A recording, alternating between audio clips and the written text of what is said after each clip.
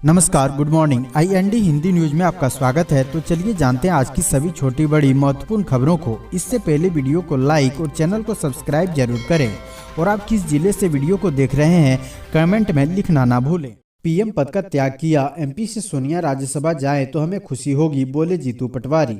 कांग्रेस की मध्य प्रदेश इकाई के अध्यक्ष जीतू पटवारी ने कहा कि यदि सोनिया गांधी मध्य प्रदेश से राज्यसभा जाएंगी तो हमें खुशी होगी। मीडिया से चर्चा करते हुए जीतू पटवारी ने कहा कि वो ऐसी नेता हैं जिन्होंने PM पद का त्याग किया है। यदि वो मध्य प्रदेश से राज्यसभा जाए तो हमारे लिए ये सौभाग्य की बात होगी। इससे मध्य प्रदेश का सम्मान बढ़ेगा तथा मध्य प्रदेश की आवाज में ताकत आएगी। यह अध्यक्ष के रूप में सिर्फ मेरी ही मांग नहीं है, बल्कि हमारे कमलनाथ जी की ये भी मांग रही है।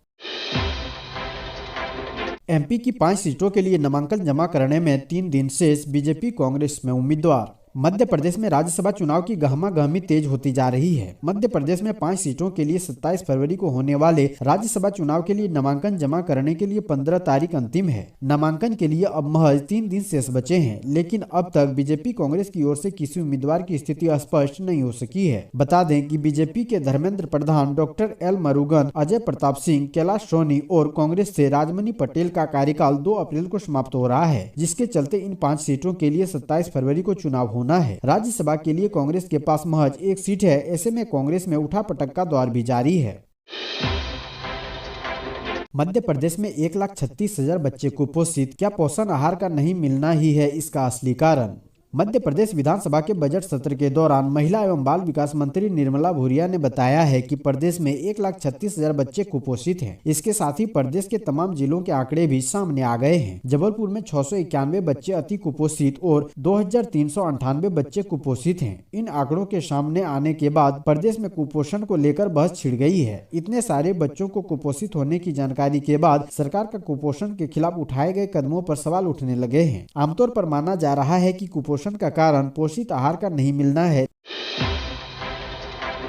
भारतीय सेना के सूबेदार अनिल वर्मा का सैन्य सम्मान के साथ हुआ अंतिम संस्कार। मध्य प्रदेश के सीहोर जिले के रहने वाले भारतीय सेना में सूबेदार अनिल वर्मा की सोमवार को उनके गृह ग्राम लसूड़िया परिहार में पूरे सैनिक सम्मान के साथ अंत्येष्टि कर दी गई। इस मौके पर भारतीय सेना के जवानों ने गार्ड ऑफ ऑनर दिया। इससे पहले गाँव में उनकी अंतिम यात्रा निकाली गयी, जिसमें जन सैलाब उमड़ पड़ा। हजारों लोगों ने नम आंखों से बलिदानी को अंतिम विदाई दी। अंतिम यात्रा में मध्य प्रदेश सरकार के कैबिनेट मंत्री करण सिंह वर्मा शामिल हुए। अनिल वर्मा का 10 फरवरी 2024 को लेह में कर्तव्य निर्वहन के दौरान निधन हो गया था। उनके निधन की खबर से पूरे गांव में शोक की लहर दौड़ गई थी। उनका पार्थिव शरीर इंडिगो फ्लाइट से भोपाल पहुंचा और सुबह करीब 7 बजे पार्थिव शरीर उनके पैतृक गांव सीहोर के लसूड़िया परिहार के लिए रवाना किया गया था।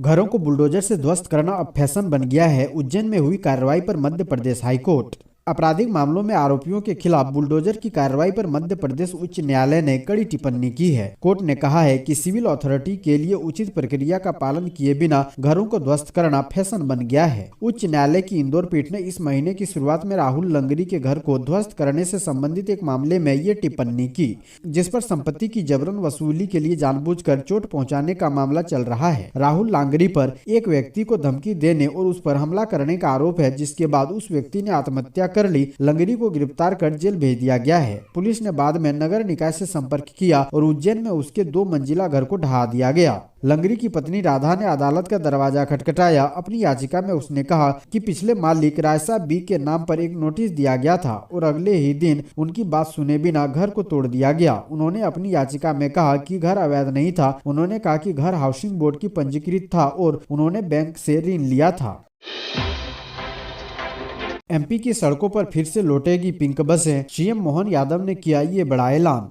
मध्य प्रदेश में लोकसभा चुनाव के पहले एक बार फिर सरकार ने प्रदेश में पिंक बस चलाने का ऐलान कर दिया है। पिंक बस महिलाओं के लिए काफी सुविधाजनक मानी जाती है। पिंक बस में चालक और परिचालक दोनों ही महिलाएं होती है। इसके अलावा इसमें दिव्यांग और वरिष्ठ नागरिकों के बैठने की सीट भी आरक्षित होती है। मुख्यमंत्री डॉक्टर मोहन यादव ने ऐलान किया है कि मध्य प्रदेश की सभी 16 नगर निकाय के अलावा अन्य बड़े शहरों में पिंक बस चलाई जाएगी। इस समय मध्य प्रदेश में अमृत मिशन और जवाहरलाल नेहरू शहरी नवीनीकरण योजना के तहत 13,000 बसों का संचालन किया जा रहा है। लोकसभा चुनाव के पहले महिलाओं को लेकर सरकार की यह बड़ी सौगात मानी जा रही है। नेता प्रतिपक्ष उमंग सिंघार ने सरकार पर भेदभाव के लगाए आरोप, सरकारी आंकड़ों पर भी उठाए सवाल। मध्य प्रदेश विधानसभा में बजट सत्र के दौरान सोमवार को नेता प्रतिपक्ष उमंग सिंगार ने सरकार के काम करने के तरीके पर गंभीर सवाल उठाए। उन्होंने कहा कि सरकार कांग्रेस और बीजेपी विधायकों में भेदभाव कर रही है। सभी विधायकों से प्रस्ताव बुलाए गए जबकि 66 विधायकों से नहीं बुलाए गए। कांग्रेस की सरकार में मुख्यमंत्री सभी विधायकों से प्रस्ताव पूछते थे, लेकिन इस सरकार में खुलेआम भेदभाव हो रहा है। इस पर निष्पक्ष बातचीत होनी चाहिए। इसके साथ ही उन्होंने सरकारी आंकड़ों और कामकाज के तरीकों पर सरकार को जमकर घेरा। उमंग सिंगार ने सरकारी काम पर सवाल उठाते हुए कहा कि चाहे फाइनेंस की वेबसाइट हो या ट्राइबल की किसी भी वेबसाइट में कुछ अपडेट क्यों नहीं होता। वहां आंकड़े कुछ और होते हैं जबकि सरकार कुछ और बताती है, ऐसा क्यों है। एमपी विधानसभा में अंतरिम बजट पेश, जानिए किस विभाग को मिली कितनी राशि। मध्य प्रदेश विधानसभा के बजट सत्र का चौथा दिन 12 फरवरी को हंगामेदार रहा। वित्त मंत्री जगदीश देवड़ा ने सदन में वर्ष 2024-25 आय व्यय का लेखानुदान यानी अंतरिम बजट प्रस्तुत किया। इस पर 13 फरवरी को चर्चा होगी। इस पर चर्चा के लिए 4 घंटे का समय निर्धारित किया गया है। यह बजट करीब 1 लाख करोड़ रुपए का है। इसे लेकर वित्त मंत्री जगदीश देवड़ा ने कहा कि इस अंतरिम बजट में गरीब, मजदूर, किसान, महिलाएं, युवा सभी के विकास का ध्यान रखा गया है। उन्होंने कहा कि यह अंतरिम बजट प्रधानमंत्री नरेंद्र मोदी के विकसित भारत के लक्ष्य को लेकर बनाया गया है। इसमें सबका साथ, सबका विकास और सबका विश्वास की झलक दिखाई देगी। क्या मध्य प्रदेश से राज्यसभा जाएगी सोनिया गांधी? 5 सीट जीतने के लिए बीजेपी का यह है गेम प्लान। मध्य प्रदेश की 5 राज्यसभा सीटों का चुनाव का ऐलान हो चुका है। विधायकों की संख्या बल के हिसाब से 4 सीटें भाजपा और 1 सीट कांग्रेस को मिलनी तय मानी जा रही है। लेकिन कांग्रेस की इस 1 सीट को लेकर सियासी गलियारों में कई नेताओं को नाम की चर्चा हो रही है। पूर्व मुख्यमंत्री कमलनाथ का नाम भी राज्यसभा के लिए लिया जा रहा है। इस बीच प्रदेश कांग्रेस अध्यक्ष जीतू पटवारी और उमंग सिंगार ने कांग्रेस आलाकमान को पत्र लिखा है। प्रदेश कांग्रेस अध्यक्ष जीतू पटवारी और विधानसभा के नेता प्रतिपक्ष उमंग सिंगार ने कांग्रेस के पूर्व राष्ट्रीय अध्यक्ष सोनिया गांधी को मध्य प्रदेश राज्यसभा भेजने की सिफारिश की है। दोनों नेताओं ने पार्टी आलाकमान को पत्र लिखा है। इसमें सोनिया गांधी को राज्यसभा भेजने का आग्रह किया है। उमंग सिंगार का कहना है कि सोनिया गांधी पार्टी की वरिष्ठ नेता है, इसलिए हम चाहते हैं कि वो मध्य प्रदेश से राज्यसभा जाएं। इसके लिए हमने पार्टी आलाकमान को पत्र लिखा है। मुर्गा बनाकर लातों से पीटा, बैतूल में बजरंग दल वालों ने आदिवासियों से की क्रूरता। मध्य प्रदेश के बैतूल जिले से एक सनसनीखेज खबर सामने आई है। यहाँ एक आदिवासी शख्स के साथ अमानवीय व्यवहार किया गया है। आरोप है कि कथित तौर पर बजरंग दल के सदस्यों ने एक आदिवासी के साथ मारपीट की, उसे मुर्गा बनाया। मामला यही नहीं रुका, आरोपियों ने शख्स को लातों से भी पीटा। घटना का वीडियो सोशल मीडिया पर वायरल होने के बाद हड़कंप मच गया है। पुलिस ने 3 आरोपियों के खिलाफ केस दर्ज किया है। उधर कांग्रेस ने भी इस वीडियो को शेयर किया है। ये मामला राजधानी भोपाल से करीब 178 किलोमीटर दूर बैतूल जिले में सुभाष स्कूल के पास का है। पीड़ित की पहचान राजू उइके के रूप में हुआ है, जबकि आरोपी का नाम चंचल राजपूत बताया गया है। दावा किया जा रहा है कि वह बजरंग दल का सदस्य है। आदिवासी के साथ अमानवीय व्यवहार का वीडियो सोशल मीडिया पर वायरल हो रहा है।